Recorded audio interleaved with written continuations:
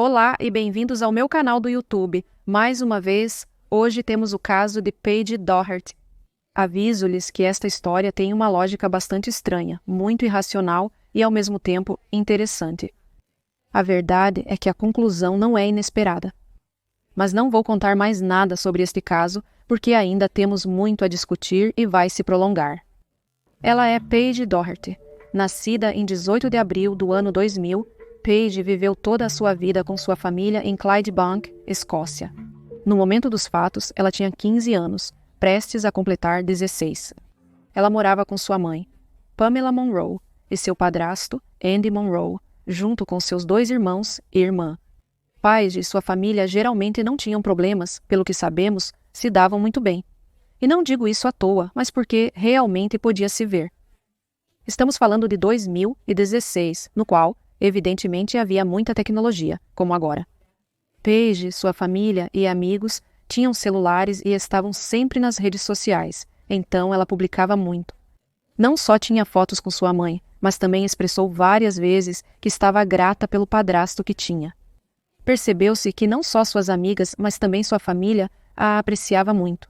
Também há um documentário de fato que vocês podem assistir no YouTube, no qual falam muito bem dela, nota-se o carinho que tinham por ela, realmente se vê que era uma pessoa muito querida. Além disso, Pamela teve Paige numa idade bastante precoce. Portanto, elas tinham interesses em comum, tinham coisas que ambas gostavam, que eram compatíveis. Pequeno detalhe a ser levado em conta dentro do que foi a investigação. E ela havia tingido o cabelo recentemente para marrom escuro. Não há muito mais a dizer. Ela tinha uma família normal, não parecia ter problemas em casa, não brigavam muito. Era uma garota que sempre tinha seu celular por perto, nunca deixava a bateria acabar e respondia quase todas as mensagens imediatamente. Além disso, trabalhava meio período em um salão de beleza, um dos seus trabalhos mais desejados. Ela queria, após terminar o ensino médio, permanecer nessa carreira. Além disso, um detalhe bastante importante. Com tudo isso dito, vamos então aos fatos. Tudo isso começa em 18 de março de 2016. Paige havia ficado na casa de uma amiga para dormir antes de ir para o trabalho. Na verdade, a casa da amiga ficava perto da sua, então o trajeto para o trabalho era o mesmo. Na manhã de 19 de março, quando ela acorda, ela sai da casa de sua amiga e vai para o trabalho. Como era muito cedo de manhã, ela decide fazer o que fazia todos os sábados, que era ir diretamente para uma loja comprar um café da manhã, um sanduíche, alguma coisa para comer. Ela sai da casa de sua amiga e aí acabam as notícias sobre o seu paradeiro. Lembremos de 2016.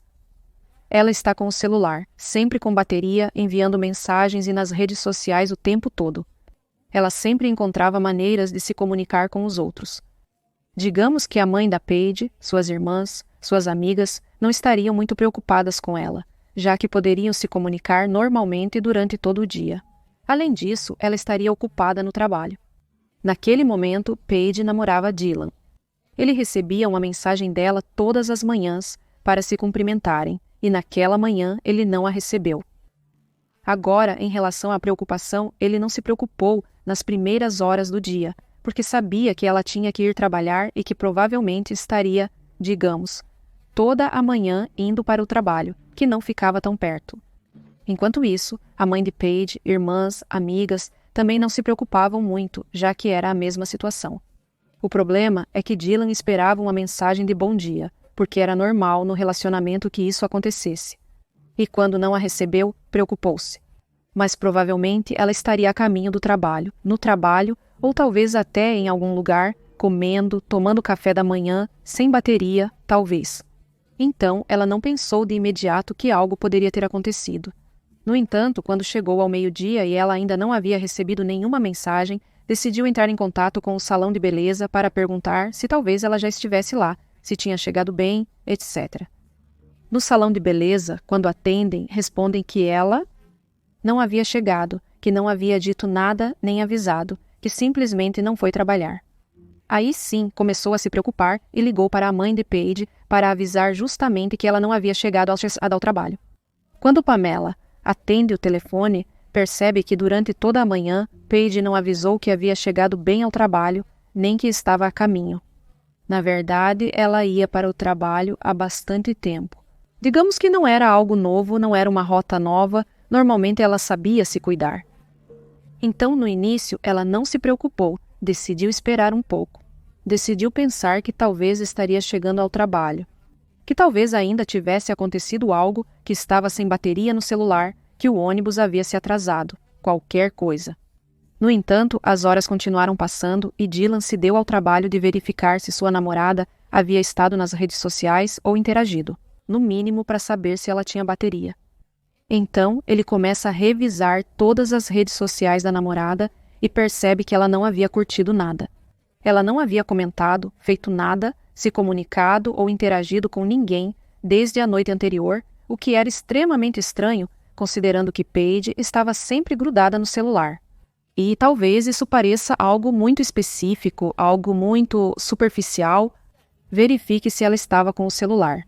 Lembre-se, todos nós acordamos com o celular por perto, sabendo que podemos checar mensagens.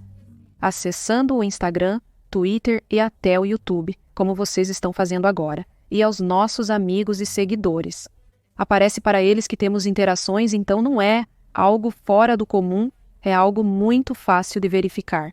E a Paige não estava conectada em nenhuma plataforma. Foi aí que realmente se preocuparam, porque já havia passado do meio-dia. Ela não havia ligado para ninguém, não se comunicou de maneira alguma. Foi então que pensaram que algo ruim poderia ter acontecido com ela ou que tivesse sido roubada. O fato é que ela precisava de ajuda. Então, foi naquela tarde que eles chamaram a polícia. Felizmente, ela tinha 15 anos, então a polícia agiu rapidamente. Ao contrário de outros casos, a busca começou rapidamente. Com a ajuda dos pais, iniciaram a reconstituição de tudo o que ela tinha feito no dia. Enquanto isso, nas redes sociais, seus amigos postavam coisas sobre ela. Fotos tentando ver se alguém a tinha visto em algum lugar, tentando encontrar alguém que a tivesse visto naquele dia, alguém que tivesse informações sobre algo que aconteceu, ou até mesmo algum detalhe mínimo. Infelizmente, quando o sol se pôs, Paige ainda não havia aparecido. Então, reuniu-se uma equipe de busca e mais voluntários para tentar encontrá-la em algum lugar. Talvez ela estivesse perdida em alguma rua. Ou talvez alguém a roubou ou algo do tipo, e por isso, talvez ela não conseguisse voltar para casa. Naquele dia, porém, ela não foi encontrada. A família logo criou uma conta no Facebook para compartilhar como ela estava vestida, para compartilhar fotos dela e dar detalhes de onde ela estava e deveria estar quando desapareceu. Além disso, também a procuraram nos locais que costumava frequentar. Talvez ela simplesmente não tivesse tido um bom dia e tivesse ido a algum lugar para descansar, então decidiram procurá-la em lugares conhecidos, mas não a encontraram. Também espalharam cartazes com o rosto de Paige, para ver se alguém a reconhecia em algum ponto do seu caminho. Colocaram esses cartazes especificamente perto da parada de ônibus, para verificar se algo ocorreu antes do embarque dela e se alguém a viu ali, descartando possibilidades. As teorias então foram surgindo e pouco a pouco perceberam que provavelmente ela não tinha ido a lugar nenhum, escapando da própria vida ou lar. Ela não disse nada a ninguém sobre fugir, não levou nada importante, só tinha seu celular e um pouco de dinheiro para transporte. Então, em linhas gerais, não parecia que ela tinha fugido. A polícia, então, começou a reconstruir passo a passo todo o seu percurso, desde a casa de sua amiga até a parada de ônibus, para ver o que poderiam descobrir nesse trecho. Uma das partes mais importantes desse trajeto é uma rua com muitas lojinhas. Como podem ver nesta foto aqui, há uma calçada para as pessoas transitarem, um lugar para os carros estacionarem, e várias lojinhas, uma ao lado da outra. Entre elas havia coisas muito essenciais, como por exemplo um mercado, um lugar onde comprar coisas do dia a dia, depois havia uma padaria. E até semi-restaurantes, lugares onde preparam comida para levar ou para comer no local. Uma loja deli, como eles chamam lá, ou melhor, delicatessen, lugar onde fazem comida para comer imediatamente, digamos, para poder levar. E também é o lugar onde Paige, ocasionalmente, comprava seu café da manhã, sempre que ia ao cabeleireiro. Por este lugar ela passava sempre que tinha que ir ao trabalho. Ela não mudava a rota, sendo inevitável passar por lá. Alguém diria que, pela forma como tudo está organizado, os donos das lojas se lembrariam mais ou menos do rosto das pessoas que passam por lá. A família afirmava que Paige ocasionalmente cumprimentava as pessoas nas lojas, indicando que ela as conhecia de vista. A polícia passou por este local, perguntando nas lojas se conheciam a Paige, se já tinham conversado com ela ou se a haviam visto. Naquele sábado, uma das respostas imediatas foi obtida na confeitaria que ficava a aliciar ali. O dono disse tê-la visto e pôde confirmar que por volta das 8h15 a viu passar por aquele mesmo lugar. Pude dizer isso com segurança, já que sempre no mesmo horário, ou seja, às 8, começava a fazer sanduíches, pão, começava a cozinhar, então sabia que ela estava lá a essa hora. E além disso, ele a cumprimentou de trás do vidro da padaria e ela respondeu de volta. Ele sabia perfeitamente que o horário era às 8h15. Ela passou por lá e a viu indo para o local do Champ La Deli, que ficava no meio do quarteirão. Esta era a delicatessen de John Lytham. É lá onde Paige normalmente comprava o café da manhã.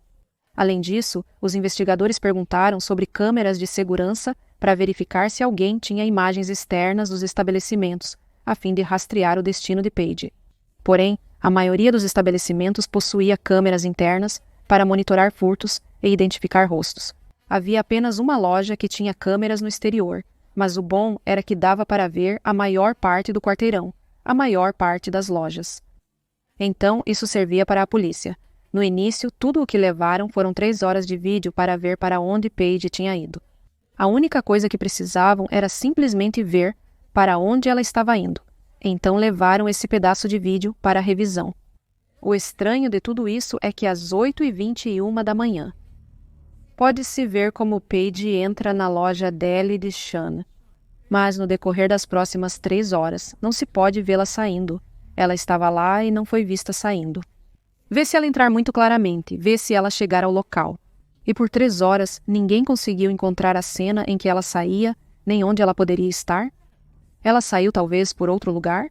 O dono talvez sabia que havia outra porta e ela se foi por lá?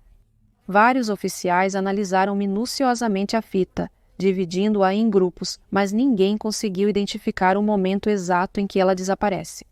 Infelizmente, no meio de tudo isso e durante a revisão, a família recebe um comunicado da polícia de Glasgow, dizendo que eles poderiam ter encontrado a filha deles. Uma pessoa que caminhava pela Great Western Road descobriu 2 pernas saindo de um arbusto.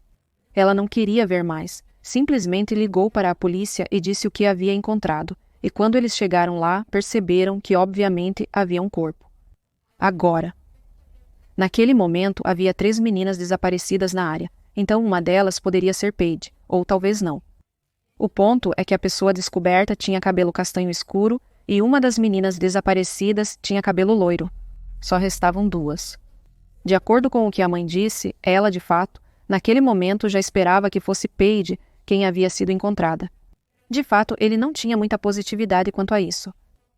Ela conhecia a filha e sabia que ela não fugiria simplesmente de casa, então sabia que algo deve ter acontecido.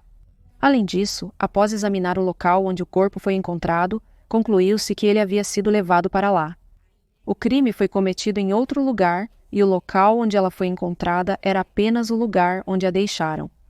Depois de algumas horas, a outra garota que estava desaparecida, além de Paige, voltou para casa. Então, a única possibilidade restante era que o corpo encontrado fosse dela. A família foi chamada para identificar o corpo e determinaram que sim, de fato, era o de Paige. Nesse momento, então, começou a autópsia. O resultado disso mostrou que o corpo tinha mais de 250 feridas, muitas delas facadas. A respeito disso, a mãe de Paige descreveu uma cena bastante feia, na qual podia ver que o corpo tinha tantas feridas que parte do pescoço já não existia. Para mim é um pouco estranho, na verdade. Costumo dizer isso em casos com várias feridas ou facadas múltiplas. Isso significa, normalmente, que a pessoa responsável tinha algum tipo de sentimento pela vítima, que não foi algo casual, mas sim algo impulsionado ou provocado por, talvez, vingança, ciúmes. Na maioria dos casos, digamos que as facadas indicavam que a pessoa responsável a conhecia. Chamou-me a atenção naquele momento que Paige entrou na Deli de maneira tão casual. Digamos que não havia ninguém perseguindo-a, ela não parecia preocupada. E, no entanto, ela acabou tendo mais de 60 facadas no corpo. Por isso, acho um pouco estranho. Vamos dizer que não poderia ser um crime de tentativa de abuso ou tentativa de roubo. Era mais pessoal. Mas, além disso, havia feridas de todos os tipos, com diferentes instrumentos. O que quer dizer que a pessoa teve tempo de buscar outras formas de torturá-la. Isso significa que a pessoa não simplesmente pegou uma faca e começou a causar as feridas, mas também tirou seu tempo para buscar diferentes instrumentos. Havia marcas de diferentes facas e também marcas de chave de fenda. A mãe de Paige também esclarece que as feridas no corpo de sua filha pareciam ser mais. Com base no que ela viu do corpo e do relatório forense, estimou que havia mais de 500 feridas no total. E que os noticiários estavam tornando tudo um pouco mais leve na hora de compartilhar os detalhes. Os investigadores, então, foram colher o depoimento de Sean, que era o dono do último lugar onde ela foi vista. Ele mesmo lhes disse que não a conhecia, não a tinha visto e não podia lembrar de cada rosto que entrava na loja. É provável que ela tenha entrado para comprar, mas ele não se lembrava. O estranho é que, independentemente de você falar ou não com a pessoa, provavelmente quando você vê uma foto, você se lembra de quem atendeu.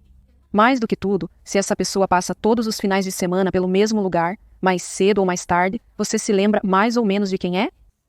No entanto, ele não se lembrava, mas isso é discutível. Talvez pudesse ser verdade? No entanto, após algum tempo de interrogatório, ele admite que sim, ele a viu, que se lembra de tê-la visto entrar, que ela comprou algo e depois foi para o ponto de ônibus.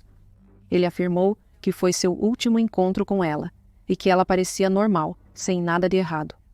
Então, onde ocorreu o crime? Ou seja, nunca a viram sair de lá, mas talvez a câmera estivesse com defeito. Vamos dizer que algo teria que ter acontecido com ela entre a Deli e a estação de ônibus.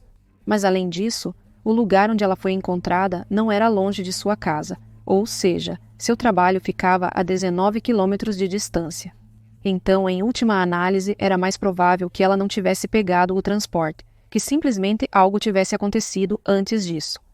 Enquanto tudo isso acontecia, enquanto deliberavam sobre o que havia ocorrido, como sempre, havia pessoas que simplesmente queriam chamar a atenção. Enquanto a família se preocupava em descobrir quem era o responsável pela morte de Paige. Um garoto na internet começou a mostrar para seus amigos e pessoas conhecidas dela uma faca ensanguentada, e começou a dizer que ele tinha sido responsável. Evidentemente não tinha sido ele, e sinceramente não tenho a menor ideia de por que ele faria algo tão irresponsável. Foi uma perda de tempo e um insulto à família. Mas digamos que a polícia entrou em contato com ele e perguntou se ele realmente era o responsável, e ele disse que não. Às vezes, algumas pessoas afirmam ser responsáveis por assassinatos. Não entendo o raciocínio, mas não é a única coisa questionável no caso. Como eu disse antes, a polícia interrogou John, ele disse a eles que já havia entrado e saído, mas a polícia sabia que isso não era verdade, porque ela nunca é vista saindo do local. Então eles decidem pedir a John as fitas de dentro da loja. John já estava sendo um tanto suspeito pelas mentiras que contou à polícia, mas decidiu entregar os vídeos da câmera sem nenhum problema. Digamos como se nada estivesse acontecendo. O problema foi que quando a polícia começou a revisar o vídeo, não encontraram nada. Havia pedaços cortados por todos os lados e as partes importantes onde se supõe que Paige estava dentro da loja, não existem, estavam. A tudo isso, o caso já parecia uma piada de mau gosto. Não podia ser que fosse tal piada na qual Paige não existisse nas câmeras e não fosse vista saindo da loja. Que não houvesse explicações por trás disso. A polícia, então, começou a procurar em um período maior de horas nas câmeras de fora. Haviam começado por 3 horas e acabaram sendo 12 horas de revisão para examinar em que ponto ela entrava e em que ponto ela saía. Por aí, ela tinha saído horas mais tarde, mas não em nenhum ponto. Ela é vista saindo da Deli? No entanto, encontraram algumas coisas mais interessantes, como, por exemplo, que Sean estava agindo de maneira muito estranha. Por volta das 10 da manhã, ele é visto correndo para o pequeno supermercado que ficava na esquina. Enquanto isso, os vizinhos e as pessoas que passavam por lá diziam que sua loja estava fechada, que enquanto ele estava no mercado, a cortina metálica estava completamente fechada. Às 10 da manhã. E é quase ao meio-dia que ele é visto de volta. Sair da loja para ir ao seu carro, para a parte de trás e começar a arrumar algumas coisas. Até este ponto é evidente que ele age de maneiras um tanto peculiares. Na câmera de fora, no entanto, há uma parte que não podemos ver, porque a polícia nunca a deu ao público. Provavelmente porque podem ser imagens sensíveis, nas quais Sean leva da loja até o carro um saco preto de lixo, um desses sacos grandes, carregado. Ele a leva, deixa na parte de trás do carro, entra nele e vai embora. Ao meio-dia. Decidiu fechar seu negócio ao meio-dia para levar. O quê? O lixo? Um pequeno detalhe que vocês devem estar se perguntando é: o que ele comprou no mercado? Bem, ele levou luvas, água sanitária e um grande saco de lixo. John Litton, até aquele momento, era apenas um homem de 31 anos, dono de uma loja, casado com filhos, e que, de fato, tinha uma filha pequena de 9 anos, chamada Paige. Ele era mais um da comunidade, alguém que se via todos os dias atendendo sua loja de maneira regular. Coisa que provavelmente ninguém teria imaginado que cometesse um crime, ou que sequer pudessem ter imaginado as razões por trás de tal coisa. Pamela, a mãe de Paige, fez uma entrevista com o canal Anything Goes with James English, na qual fala sobre todo o caso, do contexto, da repercussão, etc., de como o caso foi tratado de uma maneira mais pessoal. E nessa, ela explica que John se aproximou dela e de sua família durante o tempo do desaparecimento. Para falar sobre Paige, que também os apoiou durante a busca, que falava sobre o quão mal se sentia, que esperava que Paige aparecesse logo e pediu à família para se reunir com ele para poder falar sobre ela, para poder conhecê-la um pouco mais, o que na verdade acaba sendo um absurdo completo. Talvez ele acreditasse que, sem provas do ocorrido na loja, não poderia provar suas ações. Não sei se ele também acreditou que não poderiam prendê-lo sem esses vídeos, mas a justiça não funciona assim. De qualquer forma, além de tudo o que foi encontrado, ele continuou dizendo que não era culpado. Continuou por meses, uma e outra vez, dizendo que não tinha feito nada e que a garota simplesmente tinha saído do local, apesar de não coincidir com as câmeras de segurança. Até que por volta de outubro, ele admitiu que era o culpado pelo crime e confessou ter assassinado a Paige.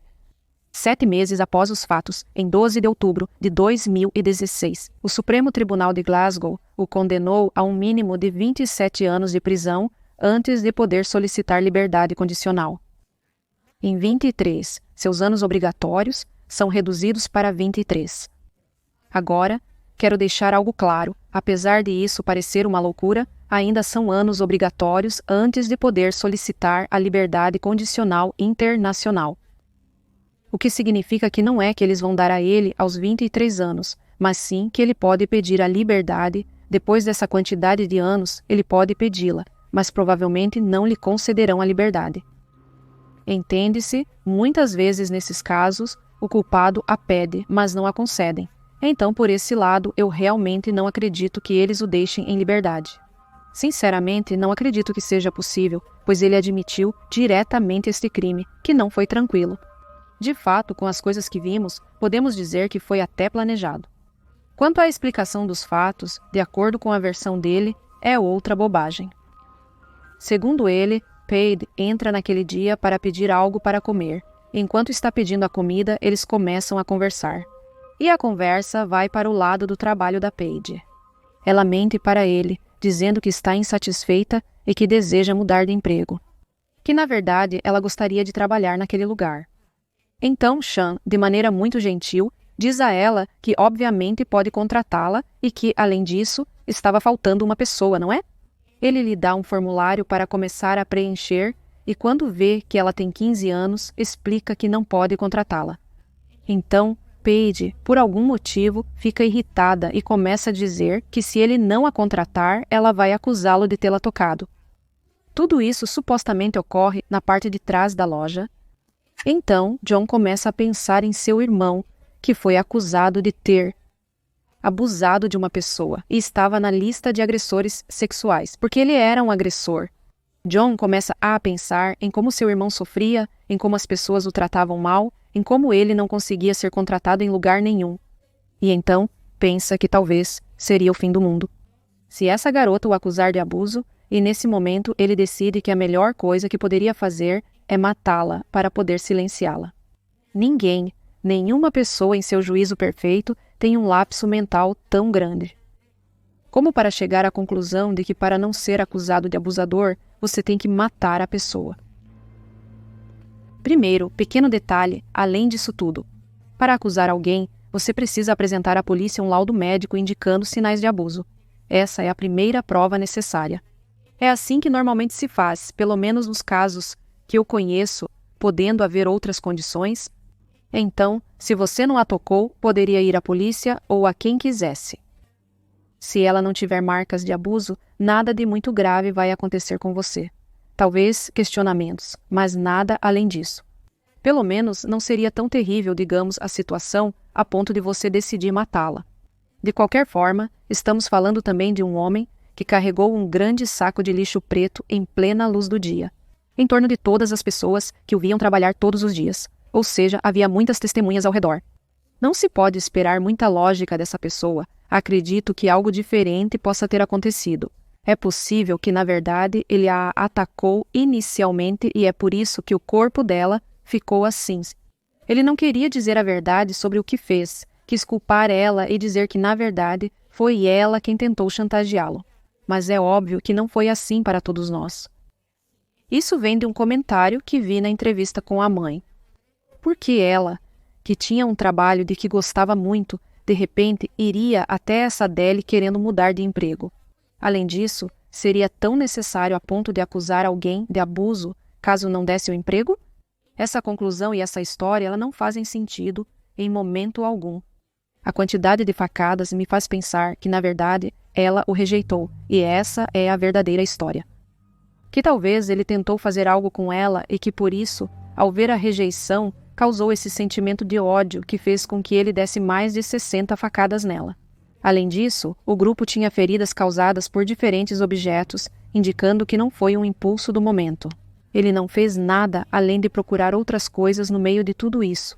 Para torturá-la, ele sabia o que estava fazendo. Além disso, Paige era pequena de corpo. Ou seja, em nenhum momento ele poderia ter dito que estava se defendendo dela. Defendendo de quê? Além disso, na parte em que discutimos, que Sean foi com a família falar sobre Paige, parece-me que o que provavelmente ele estava fazendo era mais coletando informações. É provável que ele não a conhecesse tanto assim para saber sobre sua vida privada e poder inventar uma desculpa ou algo que fosse minimamente crível. Então ele foi com a família para fazer perguntas para investigar sua vida e criar uma mentira de que ela queria mudar de emprego. Ninguém acreditou nela quando voltou, pois ela sempre demonstrava gostar muito do seu trabalho. Ela queria continuar no salão de beleza, queria justamente avançar nisso e quando saísse do ensino médio, queria trabalhar com isso. Então, não fazia sentido que, de repente, ela pedisse para ir fazer comida perto de sua casa, não tinha nada a ver com o que ela queria fazer no futuro.